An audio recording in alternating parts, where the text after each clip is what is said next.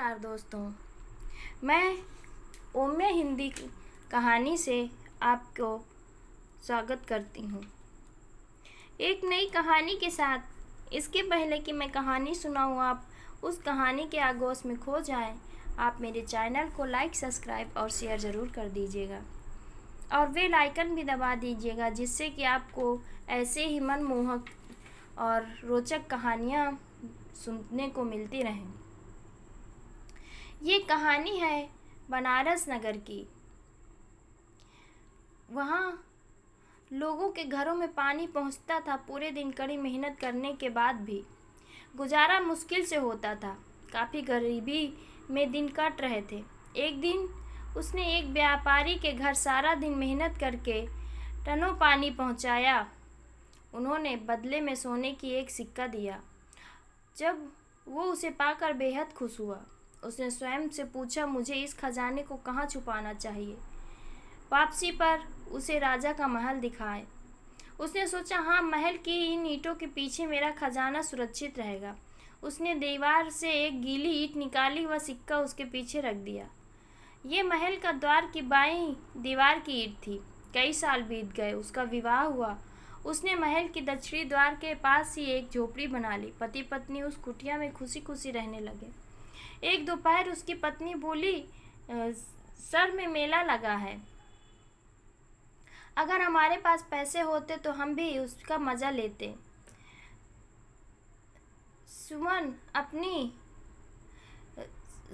शेखर अपनी पत्नी का दिल नहीं तोड़ना चाहता था। उसने कहा, उदास मत हो, मैंने महल की दीवार में एक सोने का सिक्का छिपा रखा है, मैं उसे ले आता हूँ, फिर हम दोनों मेला चलेंगे। इसके बाद वो कड़ी दोपहर में कुटिया से निकल कर अपना छिपा खजाना ढूंढने चला। राजा अपने महल के बरामदे में विश्राम कर रहे थे। उन्हें ये देखकर हैरानी हुई कि एक व्यक्ति धूप से तपती राह में अकेला चला जा रहा है और मस्ती में गा भी रहा है। उन्होंने सैनिकों को हुक्म दिया कि उस युवक को पकड़ कर लाएं। सिपाही ने उसे जाकर कहा, राजा ने बुलाया है, इसी वक्त साथ चलो। शेखर ने साथ जाने से इनकार किया तो सब सिपाही उसे जबरन पकड़ ले गए।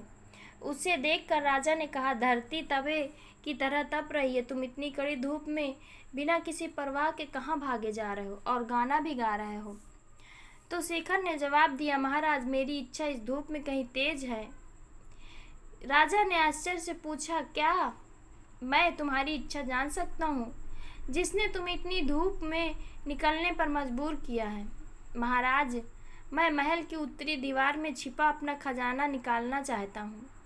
मुझे अपनी पत्नी की खुशी को खुश करना है। राजा ने हैरानी से पूछा, तुम्हारा छिपा खजाना क्या है? 1,00,000 सोने के सिक्के नहीं महाराज, इतना नहीं तो 5,000 नहीं श्रीमान, एक सिक्का, जो सोने का सिक्का। राजा ये सुनकर चौंक गया। क्या सिर्फ एक सिक्का? जी, मैं उसे एक सिक्के से अपनी पत्नी को मेला दिखाने ले जाऊंगा और कुछ खरीद दूंगा। महाराज ने उसे सोने का सिक्का देते हुए कहा, भला मानुस, इतनी दोपहर में खजाना निकालने की जरूरत नहीं, ये सिक्का लो और घर लौट जाओ। शेखर ने सिक्का तो लिया, किंतु राजा से बोला, मैं इसे लेता हूँ, पर मुझे अपना सिक्का तो पाना ही पड़ेगा। राजा ने सोचा कि उसे और धन चाहिए। वे उस पर धन देते रहे, पर शेखर अपनी जिद पर अड़ा रहा कि वो कड़ी मेहनत से कमाया गया सिक्का लेने अवश्य आएगा। अंत में राजा ने कहा, तुम अपनी हट छोड़ दो तो आधा राज देने को तैयार हूँ। शेखर ने विनम्रता से उसकी पेशकश पर हामी भर दी। राज देने से पहले राजा ने पूछा, तुम राज का कौन सा आधा हिस्सा लेना चाहोगे? शेखर एक पल सोचकर बोला, महाराज, मुझे राज्य का दक्षिणी हिस्सा चाहिए। महाराज उसका उत्तर सुनकर हंसे। वो, मैं न केवल तुम्हारे धीरज बल्कि बुद्धिमत्ता की भी प्रशंसा करता हूँ। इस तरह शेखर को न सिर्फ आधा राज्य मिला, वो दक्षिण द्वार की दीवार में से अपना छिपा खजाना पाने में सफल रहा। इसके आगे एक और कहानी सुनेंगे, उसके पहले आप मेरे चैनल को लाइक, सब्सक्राइब और शेयर ज़रूर कर दीजिए। ये कहानी एक समय की बात है। एक समृद्ध और प्रतिष्ठित किसान एक छोटे से गांव में रहता था। उसका नाम श्याम धनी था। उसके 3 पुत्र थे, मुकुंद,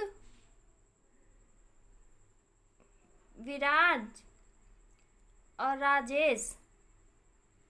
गांव भर में श्याम धनी का परिवार अपनी संपन्नता और प्रतिष्ठा के लिए प्रसिद्ध था, लेकिन उसके 3 पुत्रों का स्वभाव में भिन्नता थी। विराज वीर और निडर था। राजेश व्यापारी चतुर से भरा हुआ था, जबकि मुकुंद अपने भोलेपन और मूर्खता के लिए विख्यात था। उसी गांव में मनोरमा नाम की एक सुंदर परंतु गूंगी कन्या भी रहती थी। वो कुमारी थी और अपनी सरलता और सादगी के कारण सबके दिलों को में बसती थी। मुकुंद, राजेश और मधुसूदन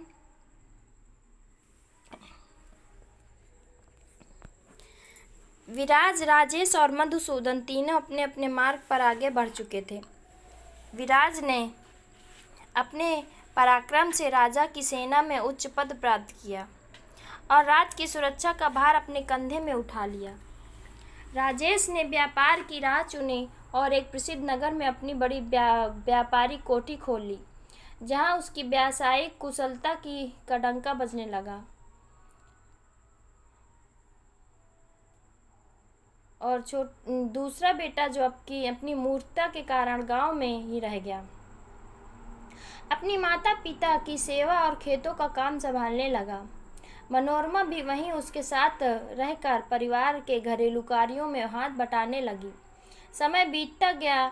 विराज ने अपने साहस और पराक्रम से सेना में उच्च पद हासिल किया और एक बड़ा इलाका मोल लिया। उसने एक धनी और प्रतिष्ठित परिवार की कन्या से विवाह कर लिया और उसकी आमदनी भी अपार हो गई, लेकिन उसके बावजूद उसकी धन संपदा से कुछ भी बचत नहीं होती थी, मानो लक्ष्मी उसके घर के द्वार से लौट जाती थी। विराज अब अपने इलाके का स्वामी बन चुका था। एक दिन वहां पहुंचा और किसानों ने बटाई मांगने लगा, लेकिन किसानों की स्थिति दयनीय थी। वे हाथ जोड़कर बोले, महाराज, हमारे पास ना बैल है, ना हल और ना बीज, हम बटाई कहाँ से दें? अगर आप इन साधनों की व्यवस्था कर दें तो हमारी मेहनत से आपको इस इलाके में भरपूर फसल और अच्छी आमदनी प्राप्त होगी। किसानों की इस विनम्र विनय से विराज को सोच में डाला, पर वो तुरंत अपने गांव लौटा और अपने पिता श्याम धन के पास जाकर बोला, पिताजी, मैंने अपनी मेहनत और पराक्रम से राजा की सेवा कर यहाँ इलाका प्राप्त किया, लेकिन इसके सही ढंग से संचालन के लिए धन की आवश्यकता है। मैं आपका 3 भाग का हकदार हूँ, इसलिए कृपा कर मुझे मेरा हिस्सा दे दीजिए, ताकि मैं अपने इलाके को सुरक्षित कर सकूं और किसानों की सहायता कर सकूं। पिता श्याम धन ने विराज की बात ध्यान से सुनी और गंभीर स्वर में बोला, बेटा, ये बताओ, जब तुम नौकरी कर रहे थे तो क्या कभी अपने परिवार के लिए कोई धन भेजा? यहाँ सब कुछ मुकुंद का है, मुकुंद ही संभालता है। तुम्हें अपना हिस्सा देना मुकुंद और मनोरमा के साथ अन्याय होगा। विराज ने जो अपने महत्वाकांक्षाओं को डूबा हुआ पाया तो तुरंत बोला, पिताजी, श्याम तो मूर्ख है और मनोरमा गूंगी भरी है। वे इस धन का क्या करेंगे? वे धन से कोई लाभ नहीं उठा सकते। उनके लिए इसे रखना व्यर्थ है, पिताजी। विनय ने कहा। विनय की बात सुनकर कुछ पल सोचा उसके पिताजी ने फिर बोले, ठीक है, मुकुंद से पूछता हूँ, अगर वो सहमत होगा तो मैं तुम्हें तुम्हारा हिस्सा दे दूंगा। जब श्याम धन ने मुकुंद से इस विषय में पूछा तो मुकुंद ने अपनी सहज मुस्कान के साथ उत्तर दिया, पिताजी, विराज भैया को उनका हक मिलना चाहिए। मेरा क्या, मैं जैसा हूँ वैसा ही ठीक हूँ। उन्होंने उनका तीसरा भाग दे दिया। मुकुंद की इस उदारता से श्यामधन का हृदय पिघल गया और विराज ने अपने पिता से अपना तीसरा भाग्य प्राप्त किया और वो राजा के पास वापस चला गया, इस विश्वास के साथ कि अब वो इस इलाके में समृद्ध बना सकेगा। इधर राजेश ने भी अपनी व्यापारिक कुशलता से अपार धन संपत्ति अर्जित की और समाज में प्रतिष्ठित और धनी व्यक्ति की पुत्री से विवाह किया, परंतु उसके मन में धन की लालसा कभी शांत नहीं हुई। वो सोचता रहा कि उसके पिता के पास अब जो भी संपत्ति है उसमें उसका भी अधिकार है। इसी लालच के वशीभूत होकर एक दिन वो भी अपने पिता श्यामधन के पास पहुंचा और अपना तीसरा भाग मांगने लगा। श्यामधन जो वर्षों से दोनों बेटों की स्वार्थपरता को देख ही रहा था, गहरी सांस लेते हुए बोले, राजेश, मैं तुम्हें एक कौड़ी भी नहीं देने के पक्ष में हूँ। तुमने अपनी व्यापारिक कौशलता से इतना धन इकट्ठा किया, क्या कभी अपनी वृद्ध माता पिता की ओर मुड़कर भी देखा? यहाँ जो कुछ भी है वो मुकुंद की है मेहनत का फल है। वो दिन रात खेतों में पसीना बहाता और तुम चाहते हो कि उसका हिस्सा काट कर तुम्हें दे दिया जाए। ये तो अन्याय होगा। राजेश, जो कि अब तक धन और वैभव के नशे में चूर था, व्यंग्य से पिताजी से, मुकुंद तो मूर्ख है, उसे धन की क्या आवश्यकता है?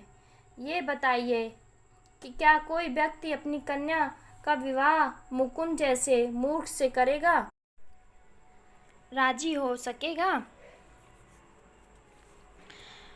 मूर्ख से करेगा। और रही बात मनोरमा की, तो वो गूंगी और बहरी है।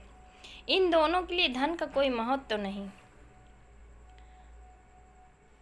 मैं खुद मुकुंद से पूछ लेता हूँ वो क्या कहता है।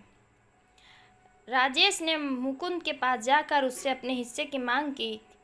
मुकुंद, जिसने सदैव दूसरे के हित को अपने ऊपर रखा, हंसते हुए बोला, भैया आप जो चाहें ले जाइए, मुझे किसी चीज़ की आवश्यकता नहीं है। मेरे जीवन माता पिता की सेवा और खेती बाड़ी के साथ ही सुखी है। मुकुंद की इस सरलता और उदारता ने राजेश को उसका तीसरा भाग आसानी से दिला दिया। राजेश ने भी अपना हिस्सा लेकर अपने व्यापारिक संसार में लौट गया, जहाँ धन का जाल और भी बड़ा था।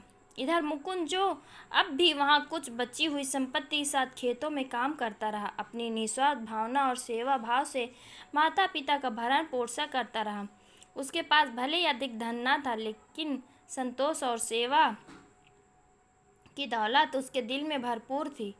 गांव में ये चर्चा होती रही कि धन और शक्ति के बावजूद विराज और राजेश ने जो खो दिया वो मुकुंद और मनोरमा के पास शेष रहा।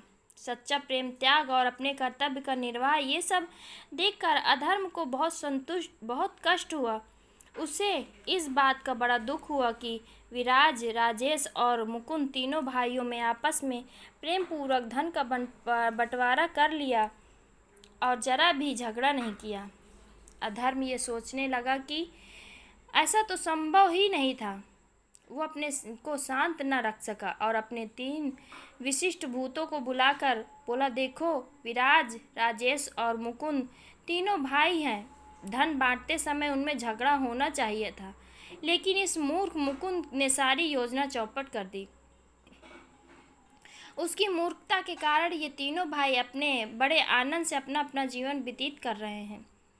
उससे सहन नहीं किया जा सकता। तुम तीनों जाओ और ऐसा उत्पात मचाओ कि ये तीनों भाई एक दूसरे के खून के प्यासे हो जाएं। याद रखना, काम बड़ी चतुराई से करना। तीनों भूत, जो अधर्म के प्रिय सेवक थे, एक साथ बोले, धर्मावत, अगर हमने तीनों भाइयों में आपस में लड़ाई करवा दी, और याद रखना, अगर बिना काम पूरा किए वापस आए तो तुम्हारी खाल खींच लूँगा। ये चेतावनी गांठ बांध लो।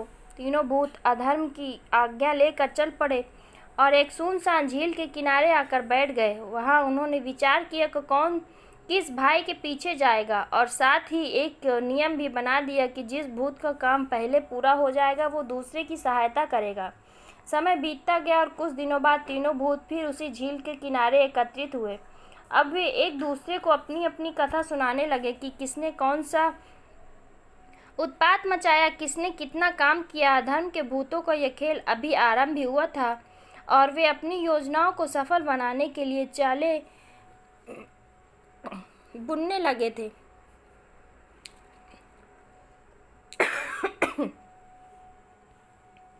पहला भूत बोला, भाई साहब, मेरा काम तो पूरी तरह से सफल हो गया। विराज अब अपने माता पिता की शरण में जाने के सिवा और कुछ नहीं कर सकता। दूसरा भूत उत्सुकता से पूछने लगा, बताओ तो तुमने उसे किस तरह फंसाया? पहला भूत गर्व से बोला, मैंने विराज के मन में इतना अहंकार भर दिया कि वो एक दिन अपने राजा से कह बैठा, महाराज, यदि आप मुझे सेनापति बना दे तो मैं आपको सारा संसार जीतने में मदद करूंगा और आपको चक्रवर्ती सम्राट बना दूंगा। राजा ने उसकी बातों में आकर उसे तुरंत सेनापति बना दिया और उसे आदेश दिया कि जाओ लंका के राजा को पराजित करके आओ। बस फिर क्या था, युद्ध की तैयारियां जोर शोर से शुरू हो गई। लड़ाई छेड़ने से ठीक एक रात पहले मैंने विराज के बारूद को पूरी तरह से गीला कर दिया ताकि वो बेकार हो जाए। इसके साथ ही मैंने लंका के राजा के साथ घास की अनगिनत सैनिक बना दिए जो दूर से देखकर असली योद्धा प्रतीत होते थे। अगले दिन जब दोनों सेनाएं आमने सामने आई तो विराज के सैनिकों ने उन अनगिनत घास के योद्धाओं को देखा तो और उसके होश उड़ गए। विराज ने तुरंत तोपों से गोले बरसाने का आदेश दिया, लेकिन बारूद तो गीला हो चुका था।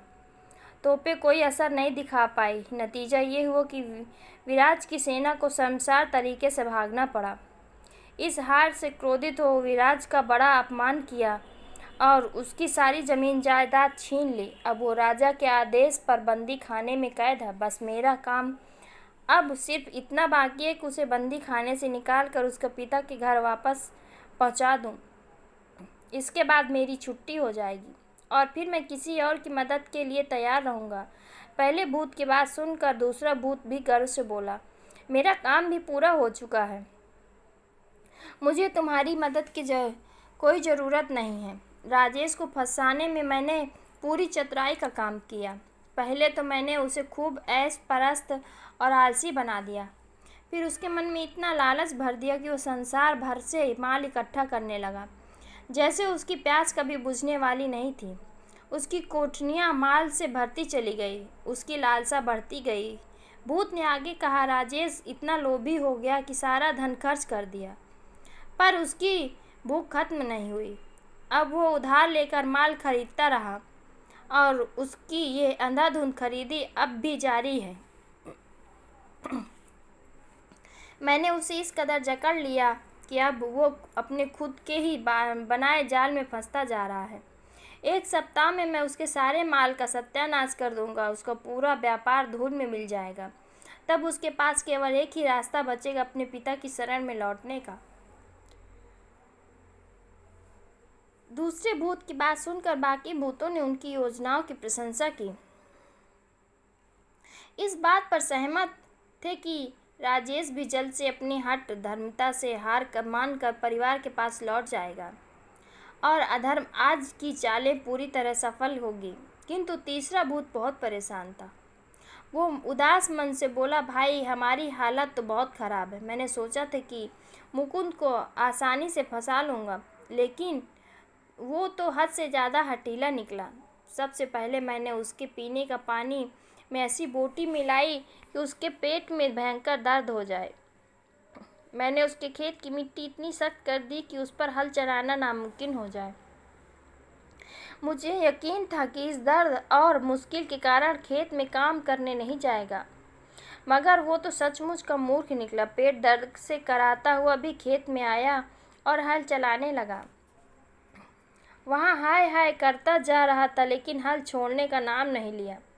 तीसरा भूत अपनी हताश प्रकट करते हुए आगे बोला, जब मैंने देखा कि वो हल छोड़ने वाला नहीं है तो मैंने हल तोड़ दिया, पर वो घर जाकर दूसरा हल ले आया और फिर से काम में जुट गया। मैं आखिरी कोशिश के तौर पर ज़मीन में घुसकर हल्की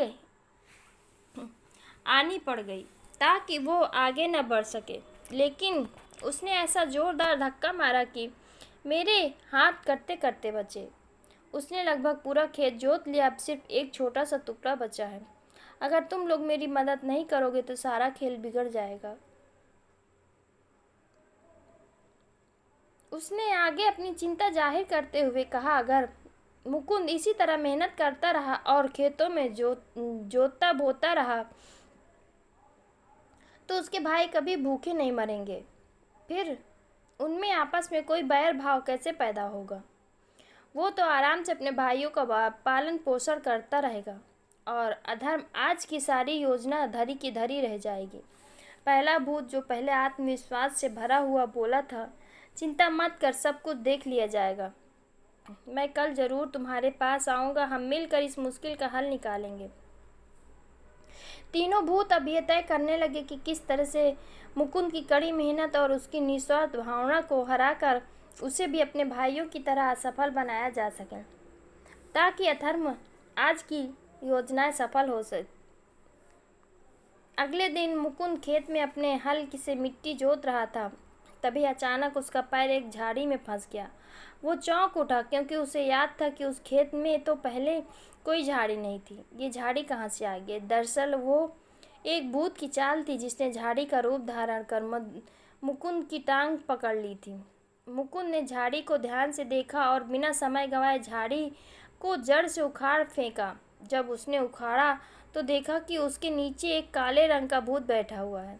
मुकुंद ने तुरंत भूत का गला पकड़ लिया और सख्त स्वर में बोला, दबाओ तेरा गला। भूत घबरा गया और गिड़गिड़ाता हुआ बोला, मुझे छोड़ दो, मैं तुम्हारी हर बात मानूंगा, जो कहोगे वही करूंगा। मुकुंद ने उसे ध्यान से देखा और पूछा, बताओ तुम कर क्या सकते हो? भूत ने विनम्रता से उत्तर दिया, सब कुछ कर सकता हूँ, बस मुझे आदेश दो। मुकुंद ने पेट दर्द से परेशान था, बोला, अगर तुम सच में सब कुछ कर सकते हो तो मेरा पेट दर्द ठीक कर दो। भूत ने तुरंत धरती से 3 औषधि बूटी निकाली। उसने एक बूटी मुकुंद को खिलाई और चमत्कारी रूप से मुकुंद का दर्द तत्काल ठीक हो गया। फिर भूत ने मुकुंद को बाकी 2 बूटियां दी और कहा, ये दोनों बूटी अपने पास रख लो, जिसे भी ये खिलाओगे उसके सारे रोग दूर हो जाएंगे। अब मुझे जाने की आज्ञा दो, मैं वादा करता हूँ फिर कभी तुम्हारे पास नहीं आऊँगा। मुकुंद ने भूत की बात मान ली और कहा, ठीक है, जाओ, परमात्मा तुम्हारा भला करे। मुकुंद के मुख से परमात्मा का नाम सुनते ही भूत तुरंत रसातल में समा गया और वहाँ केवल एक छोटा सा छेद रह गया। मुकुंद ने राहत की सांस ली और बची हुई 2 औषधियाँ बूटी अपने पगड़ी में रख ली और खेत से घर लौट आया। जैसे ही वो घर पहुंचा, उसने देखा कि विराज और उसकी पत्नी घर आए हैं। मुकुंद ने उन्हें देखकर मन ही मन बहुत प्रसन्नता का अनुभव किया और हृदय में उसका स्वागत किया। विराज ने मुकुंद से कहा, भाई मुकुंद, जब तक मुझे कोई नई नौकरी नहीं मिल जाती, क्या तुम हमें यहाँ अपने घर रहने के लिए कुछ समय दोगे? मुकुंद ने सहजता से मुस्कुराते हुए उत्तर दिया, क्यों नहीं भाई, ये घर आपका ही है। आप यहाँ आनंद से रहिए, जब तक चाहे तब तक रहिए। रात को भोजन का समय हुआ, सब लोग एक साथ बैठकर खाना खाने लगी। तभी विराज की पत्नी, जो स्वभाव से अत्यधिक अभिमानी और साम्रांत थी, अपने पति से धीमे स्वर में बोली, ये मुकुंद कितना गंवार और कितना गंदा है, इसके शरीर से मुझे दुर्गंध आ रही है। मेरे लिए इसके पास बैठना असहनीय हो रहा है, इसे बाहर भेज दो ताकि हम शांति से भोजन कर सके। विराज ने अपनी पत्नी की बात सुनकर संकोच में पड़ते हुए मुकुंद की ओर देखा और बोला, भाई मुकुंद, मेरी पत्नी कह रही है कि तुम्हारी शरीर से दुर्गंध आ रही है, उसके लिए तुम्हारे पास बैठना मुश्किल हो रहा है, क्या तुम कृपा करके बाहर जाकर भोजन कर सकते हो? मुकुंद ने अपनी सहज विनम्रता और धैर्य से साथ उत्तर दिया, बहुत अच्छा, अगर मेरी उपस्थिति से आप लोगों को कष्ट हो रहा है तो मैं बाहर जाकर ही भोजन कर लूँगा, इसमें कोई बात नहीं। मुकुंद ने बिना किसी शिकायत के अपना खाना उठाया और बाहर चला गया। उसका दिल साफ था और उसने कभी नहीं सोचा भी था कि अपने घर में उसका ऐसा अपमान होगा, लेकिन उसकी आत्मा में कोई कटुता नहीं थी। वो अपने भाई और भाभी का सम्मान करते हुए चुपचाप बाहर चला गया, जैसे कुछ हुआ ही ना हो। दूसरे दिन विराज का भूत मुकुंद के खेत में आकर अपने साथी भूत को ढूंढने लगा। वो इधर उधर खोजता रहा, लेकिन कहीं कोई सुराग नहीं मिला। आखिरकार खेत के कोने में उसे एक छोटा सा छेद दिखाई दिया। वो तुरंत समझ गया कि उसका साथी भूत मर गया है और मुकुंद ने बिना किसी बाधा के अपना खेत जोत लिया है। उसकी चाल पूरी तरह से विफल हो चुकी है।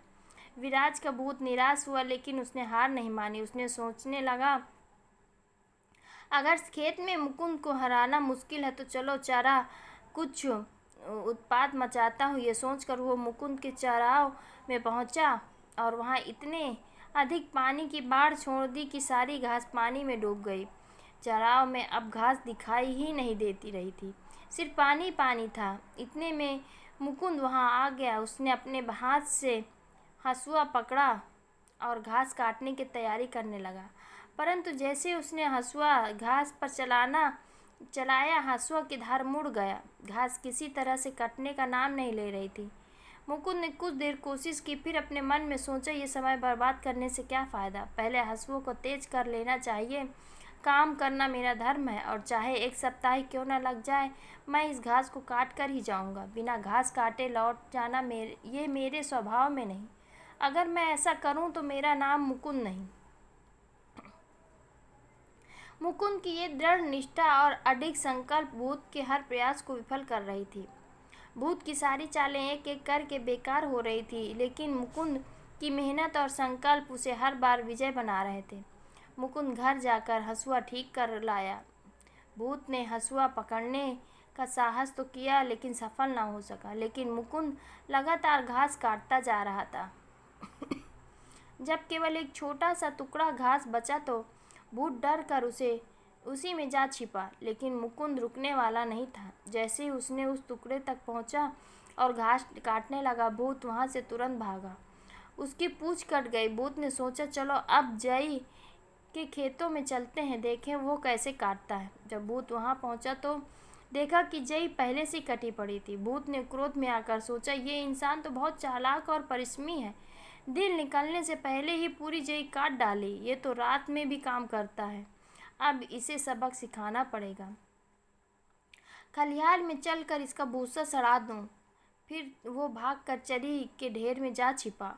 मुकुंद गाड़ी लेकर खलिहान पहुंचा चरी लादने के लिए। जैसे ही उसने एक एक पुली उठानी शुरू की कि अचानक एक पुली से भूत निकल पड़ा। भूत ने सोचा कि मेहनत का इंसान से टकराना आसान नहीं। उसकी मेहनत और लगन ने भूत को हर मोड़ पर मात दी। मुकुंद ने जैसे ही भूत को देखा, मुस्कुराते हुए बोला, अरे दुष्ट, तू फिर आ गया। भूत ने विनम्र स्वर में उत्तर दिया, मैं दूसरा हूँ, पहला तो मेरा भाई ही था। मुकुंद ने तीव्र स्वर में कहा, कोई भी हो, इस बार तुझे जाने नहीं दूंगा। भूत भयभीत होकर बोला, कृपा करके मुझे छोड़ दो। महाराज, आप जो आदेश देंगे मैं वही करूँगा। मुकुंद ने सोचा, फिर पूछा, तुम क्या कर सकते हो? भूत ने उत्तर दिया, मैं भूसे से सिपाही बना सकता हूँ। मुकुंद ने आश्चर्य से पूछा, सिपाही क्या करेंगे? भूत ने चतुराई से कहा, मालिक, वे जो चाहो वही करेंगे। मुकुंद ने हंसते हुए कहा, क्या वे गाना गा सकते हैं? भूत ने सिर झुकाते हुए उत्तर दिया, क्यों नहीं, वो गा भी सकते हैं। मुकुंद ने उत्साहित होकर कहा, अच्छा तो बना दो 2 सिपाही। भूत ने रहस्य पूर्ण स्वर में कहा, मालिक, आप चरी के पुले उठाकर यह मंत्र पढ़ें, पुले मेरी आज्ञा से सिपाही बनकर जा, फिर उसे जमीन पर मरे दिखाए, चमत्कार होगा। मुकुंद ने भूत की बात मानी और जैसे ही मंत्र पढ़ा, पुले को जमीन पर मारा, वे जीवित सिपाही बन गए। धीरे धीरे पूरी पलटन तैयार हो गई और वे बाजे बजाने लगे, जैसे किसी बड़े उत्साह का दृश्य हो गया। मुकुंद ने हंसते हुए कहा, वाह भाई, ये तो अद्भुत तमाशा है। इसे देखकर हमारे गांव के बच्चे बहुत खुश होंगे। भूत ने धीरे से कहा, अब आज्ञा दो, मैं जा सकता हूँ। मुकुंद ने उसे रोका भी नहीं, पहले मुझे वो मंत्र भी सिखा दो जिससे ये फिर से भूसे के पुल बन जाए, नहीं तो ये सब सिपाही मेरा सारा अनाज खा जाएंगे। भूत ने समझाते हुए कहा, मालिक, आप बस ये मंत्र पढ़ें, सिपाही मेरे सेवक, मेरी आज्ञा से फिर पुले बन जाओ और फिर वो भूसे के ढेर बन जाएंगे। मधुसूदन ने मंत्र पढ़ा और देखते देखते सभी सिपाही भूसे के पुल बन गए। अब भूत ने विनम्रता से पूछा, मालिक, अब क्या मुझे जाने की आज्ञा है? मुकुंद ने उदारता से कहा, जाओ, भगवान तुम्हारे ऊपर दया करे। जैसे ही मुकुंद ने भगवान का नाम लिया, भूत सहमत तुरंत धरती में समा गया। वहां सिर्फ एक छोटा सा छेद रह गया, जैसे कुछ हुआ ही ना हो।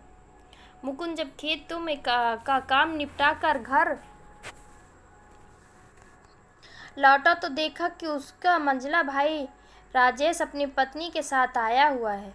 राजेश ने चिंता भरे स्वर में कहा, भाई मुकुंद, लेनदार के डर से भागकर तुम्हारे पास आया हूँ।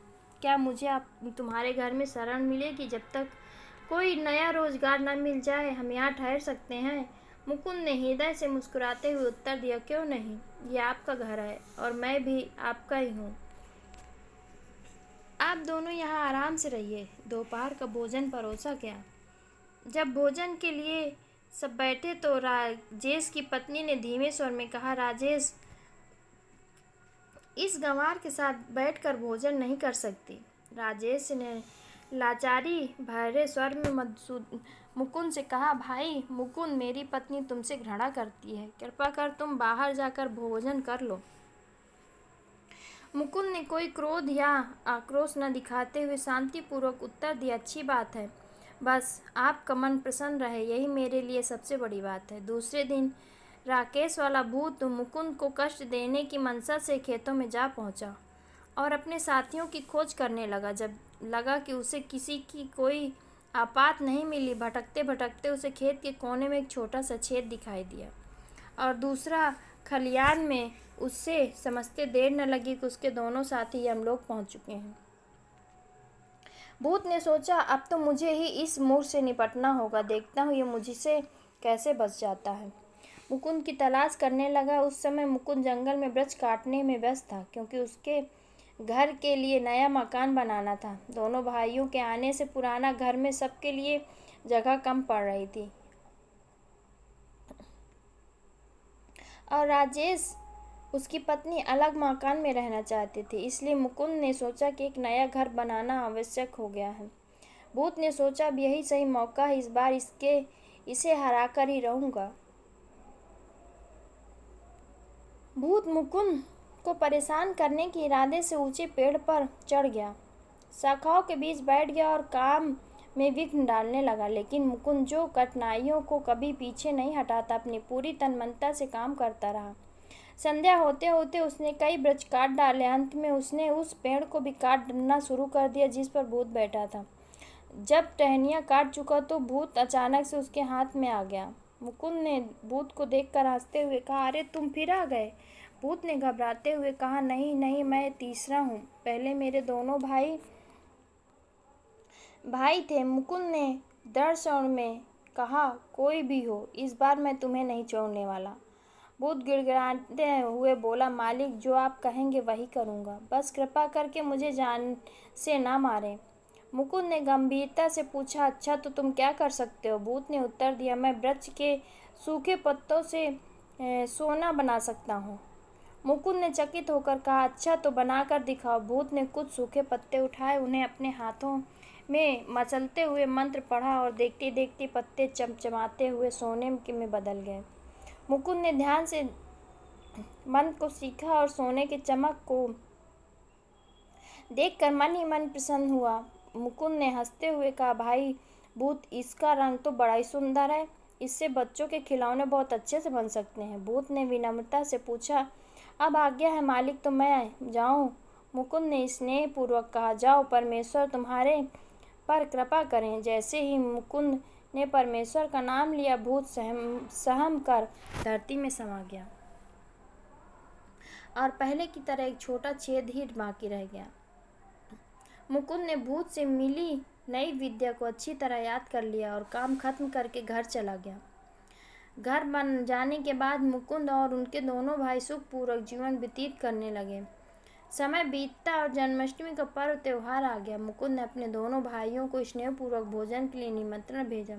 परंतु भाइयों ने उत्तर दिया, हम गमों के साथ बैठकर भोजन नहीं कर सकते। मुकुंद ने इस अपमान को दिल पर नहीं लिया और बिना कोई कटुता मन में रखे गांव के सभी स्त्री पुरुष और बच्चियों को एकत्र किया, बड़े आदर से भोजन कराया। भोजन के बाद जब सब लोग तृप्त थे, मुकुंद ने मुस्कुराते हुए कहा, भाइयों बहनों, क्या आप लोग एक अद्भुत तमाशा देखना चाहेंगे? सब ने उत्साहपूर्वक उत्तर दिया, हाँ जरूर दिखाइए। मुकुंद ने पास खड़े पड़े सूखे पत्तों को उठाया और मंत्र पढ़कर उन्हें सोने में बदल दिया। देखते देखते उसमें एक टुकड़ा सोना भर दिया और सोने के चमचमाते टुकड़े गांव वाले की ओर फेंकने लगा। सोने के टुकड़े देखकर गांव के किसान और ग्रामीण स्त्री पुरुष से उस सोने को लूटने के लिए दौड़ पड़े। कुछ ही देर में वहां धक्का मुक्की और अफरा तफरी मच गई।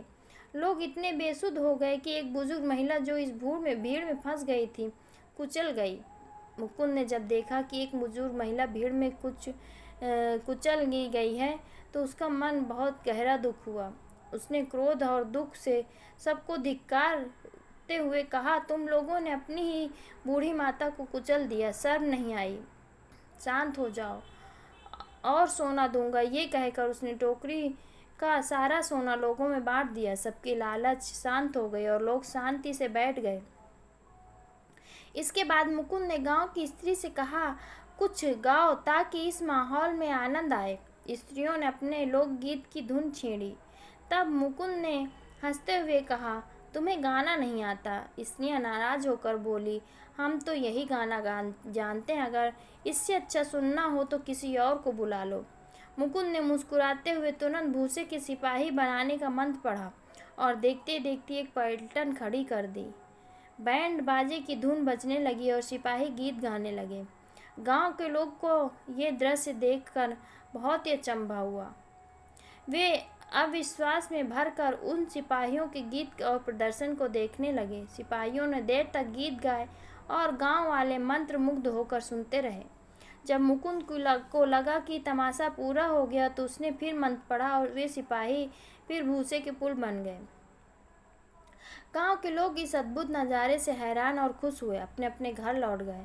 मुकुंद की विद्या और उदारता की चर्चा गांव भर में फैल गई और वो और भी अधिक सम्मानित हो गया। प्रातःकाल जब विराज ने गांव में मुकुंद के भूसे के सिपाहियों की चर्चा सुनी तो बेचैन हो उठा। हाँ, हाँफता मुकुंद के पास पहुंचा और बोला, भाई मुकुंद, ये सिपाही तुमने किस विधि से बनाए थे? मुकुंद ने शांति से उत्तर दिया, क्यों, तुम्हें इन सिपाहियों से क्या काम है? विराज ने उत्सुकता से बोला, काम, इन सिपाहियों की मदद से हम एक पूरा रात जीत सकते हैं। मुकुंद ने मुस्कुराते हुए कहा, अरे ये तो पहले क्यों नहीं बताया?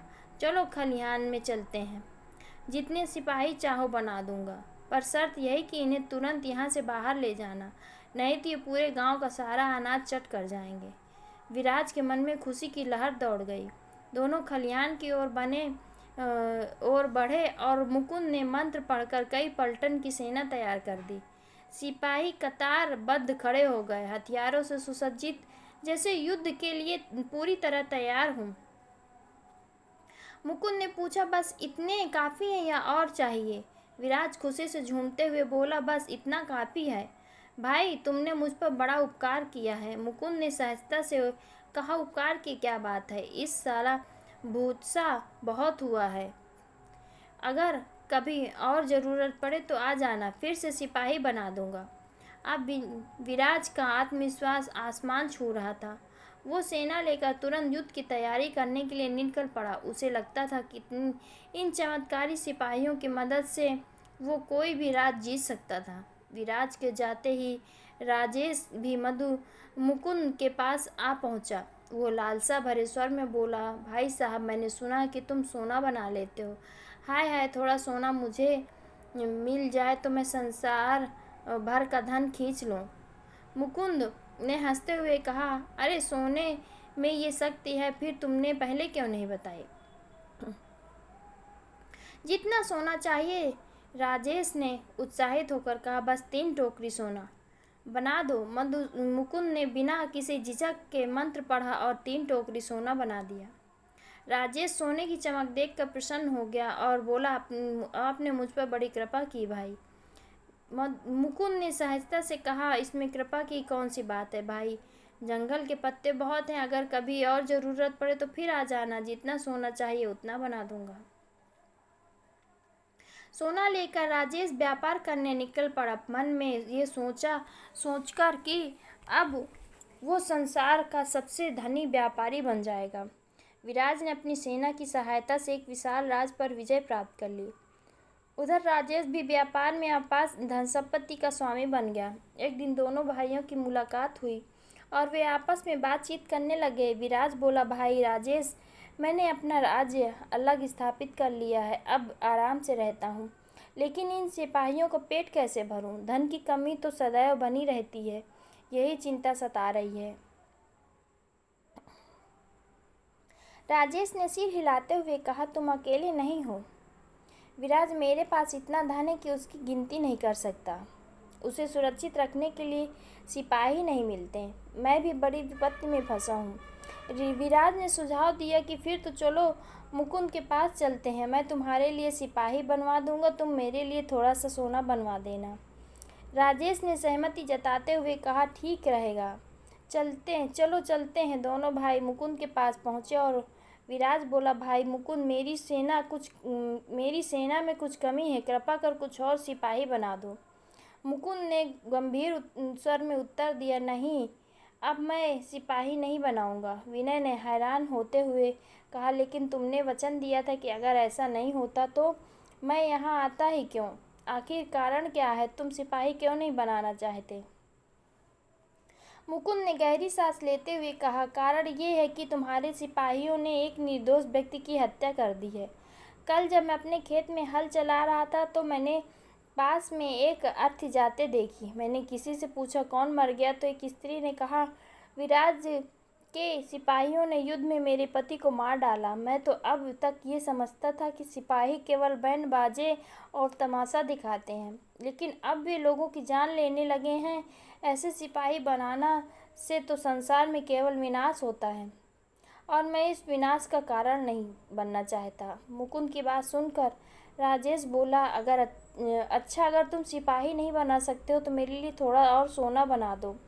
तुमने वचन दिया था कि जब भी कभी ज़रूरत पड़ेगी तुम सोना बना दोगे। मुकुंद बोला, हाँ वचन दिया था, लेकिन अब सोना नहीं बना सकता। राजेश हैरान होकर बोला, क्यों, ऐसा क्या हुआ। मुकुंद ने बड़ी मासूमियत से जवाब दिया, क्योंकि तुम्हारे सोने ने बसंत की बेटी से उसकी गाय छीन ली। राजेश हैरान होकर बोला, ये कैसे संभव है। मुकुंद ने बताया, बसंत की बेटी के पास एक प्यारी गाय थी जिसका दूध उसके छोटे छोटे बच्चे पीते थे।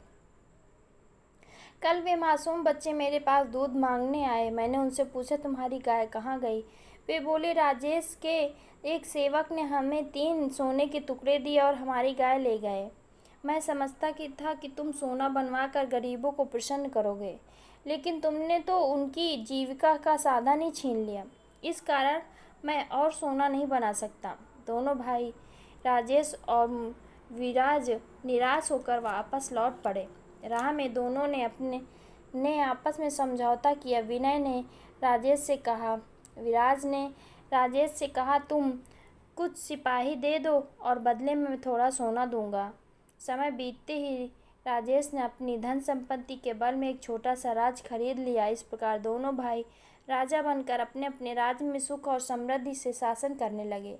लेकिन मुकुंद गूंगी बहरी मनोरमा के साथ खेतों में काम करते हुए अपने माता पिता की सेवा में जुटा रहा, जिसकी दिनचर्या में कड़ी मेहनत और स्नेह से भरी सेवा थी।